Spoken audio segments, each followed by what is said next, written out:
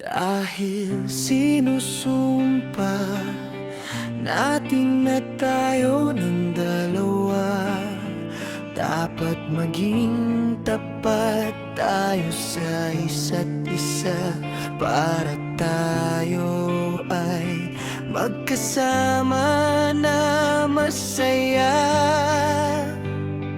Dahil sumampa tayo sa ating pag-ibig na ang magmamahalan natin ay hindi maglalaho.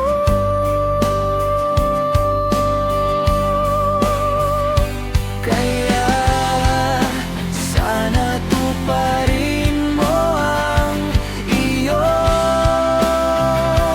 pangako. Mahal ko ikaw at ikaw lamang ang aking mamahalin, habang ako ay nabubuhay. Sana ganon ka din, aking mahal.